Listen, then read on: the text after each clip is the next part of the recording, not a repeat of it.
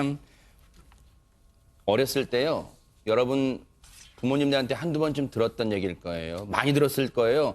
엄마가 좋아, 아빠가 좋아? 그런데 이 질문이 끔찍한 일의 단초가 될 줄에 누가 알았겠습니까? 강성신 변호사님. 네, 해당 사건은 지난 3월 15일 0시경에 인천시 연수구 한 아파트에서 발생된 사건입니다. 이날 밤 이제 술에 취한 상태로 귀가를 한 34살 아버지는요, 잠을 자고 있던 5살 딸아이를 깨웁니다. 네. 그리고는 엄마가 좋아? 아빠가 좋아?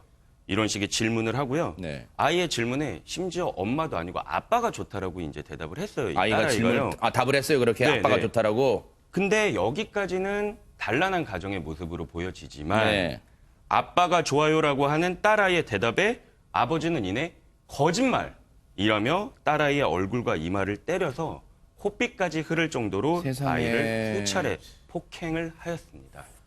아니 아빠가 좋아. 그것도 술 먹고 들어와가지고 뭘 잘했다고. 자는 애를 깨워가지고 아빠가 좋아. 엄마가 좋아.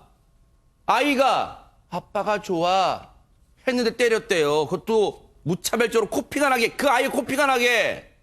이상한 사람이네. 만약에 아이가 거짓말 아빠가 좋아 그러면 나는 껴안고 뽀뽀를 할 건데 네. 오히려 폭행을 했다? 네. 근데 폭행이 멈추지 않았습니다. 네. 또 자고 있던 3살을 깨워가지고 발로 찼어요. 코피 날 정도로. 세상에. 그러더니 또 그 아마 아이가 딸 둘에 아들 둘이 있던 것 같아요. 세상에. 그러니까 10살 아들도 또 깨워가지고 손으로 때리고 13살 아들도 때리고 그러니까 이 술 먹은 사람은 내면에 아마 폭행, 쉽게 네. 해서 그 폭행이 잠재져 있기 때문에 네. 그 잔혹성을 술로 먹은 거로 해놔가지고 푸는 거죠, 애들한테. 네. 그러니까 어떤 불만이 있을지는 모르겠지만은 자기가 사랑하는 자녀, 아들, 딸, 그 4명을 정말 아끼고도 사랑해줘도 부족한데도 네. 발로 차고 손으로 때리고 폭행을 한 겁니다. 아니 근데 이 겉으로 보면 다둥이 다복한 가정이라고 보여지는데 이 술 먹고 들어온 아빠란 사람이 자는 아이들 다 깨가지고 폭행을 한다?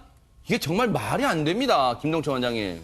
이 뭐 가정 폭력범들이 하는 뭐 정말 일반적인 이야기고요. 그리고 자는 아이들을 깨워서 뭐 이게 사실 아빠가 좋아, 엄마가 좋아 이 얘기는 사실 하나의 빌미일 정도고 만약에 정말 엄마가 좋아라고 얘기를 했으면 그래 거짓말 안 했으니까 그럼 넌 잘 자 이러지는 않았을 거라는 얘기죠. 네. 어쨌건 폭력은 분명히 이루어졌을 거고요. 이게 상당히 무서운 부분들이 뭐냐면 이러한 상황들이 지속적으로 오랫동안 가정 폭력에 시달렸을 가능성이 상당히 크다라는 거고 이 아이들이 자는데 아버지가 깨웠을 정도면 또 아이들이 불안해서 그리고 또 어떤 말을 해야 될지를 몰라서 상당히 그동안 고통이 아마 상당히 컸을 거라고 생각을 합니다.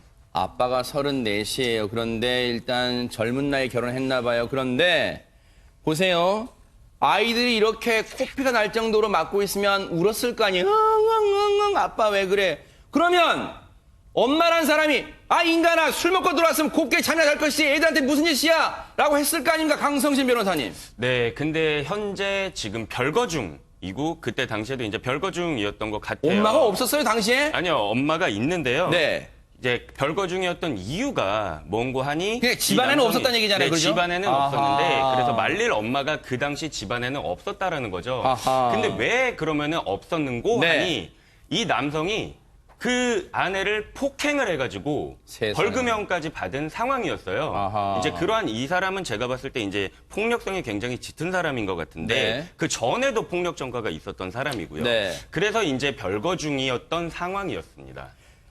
앞서 김은배 팀장님의 이 분석처럼 임방글 변호사님 자신의 아내한테도 폭행을 저질렀던 사람이네요, 진짜. 네, 아내에게 이전에 이미 수차례 폭력 전과가 있고요. 그래서 집행유예를 선고받았는데 집행유예 기간 중에 본인의 아내를 때려서 또 벌금형도 선고받은 상태였습니다. 그래서 아내가 아마 힘들어서 집을 나간 것으로 보이는데요. 이 네. 사이에 이 또 자녀들에게 폭행을 가한 것인데요. 이 남성 상해와 아동복지법 위반 혐의로 이제 기소가 됐습니다. 아하. 재판부가 선고를 했는데요.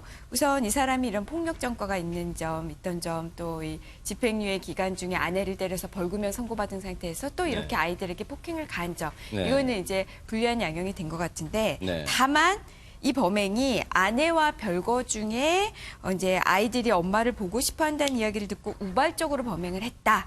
뭐 이런 점. 그리고 자녀와 아내가 선처를 바라고 있다라는 점을 감안해서 집행유예가 선고됐습니다. 징역 8개월에 집행유예 2년이 선고됐습니다. 김동철 원장님, 저는 이런 판결 나올 때마다 좀 사람의 마음을 꿰뚫어보는 독심술 기계가 좀 나왔으면 좋겠어요.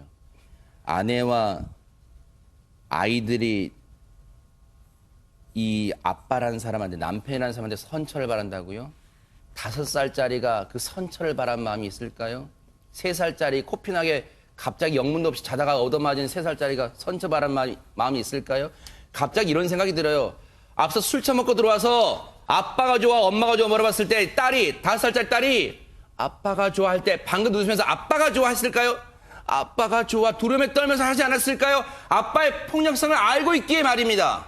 제가 뭐 재판부에서 얘기하는 것처럼 뭐 우발적일 수 있다 뭐라고 얘기를 하는데, 자, 우발적인 사람이 아닌 걸 우린 다 알고 있습니다. 자, 습관에 대한 폭력성이 있기 때문에 절대 우발적이지 않고요. 제일 무서운 부분들은 뭐냐면 영유아들에게 폭력을 행사를 했었을 때 제가 호통시키고 싶은 이야기가, 이 아이는 뇌에 치명적인 문제가 있습니다. 뇌에 대해서 직접적인 상처가 나지 않더라도 이 기억에 대한 조작들 때문에 네. 아이의 집중도 그리고 모든 정신적 문제가 발생이 되는 거거든요. 기억을 못한다 네. 하더라도 이 아이는 상당히 큰 트라우마를 겪고 살 가능성이 상당히 높습니다. 강성신 변호사님, 재판부가 이렇게 뭐 징역 8개월에 집행유예 2년 선고만 할 게 아니라 우리 사회가요, 이 가정을 면밀하게 보호해주고 관찰해줘야 돼요. 또다시 가정폭력이 일어나지 말란 법 없잖아요. 네, 근데 일단은 제가 봤을 땐 조금 다른 측면에서 생각해 볼 수도 있는 게, 조심스럽게 말씀드리지만 일단은 자녀들이 전부 미성년자들이잖아요. 네. 나이가 어리고요. 그리고 어머니가 별거 중인 상태라고 한다면 네. 이 만약에 아버지가 뭐 복역을 한다 이러면 돌봐줄 사람이 없을 수도 있을 것 같아요. 네. 그래서 법원의 입장에서는 좀 하루빨리 재사회화를 해서 어떻게 보면은 네. 다시 네. 아이들의 품으로 제대로 된 사람으로서 돌아가기를 네. 바라는 그런 측면으로도 생각해 볼 수 있지 않나, 이렇게도 생각을 해봅니다. 세상에서 가장 힘든 직업이 부모가 된다는 것, 이 명언이 갑자기 떠오르네요.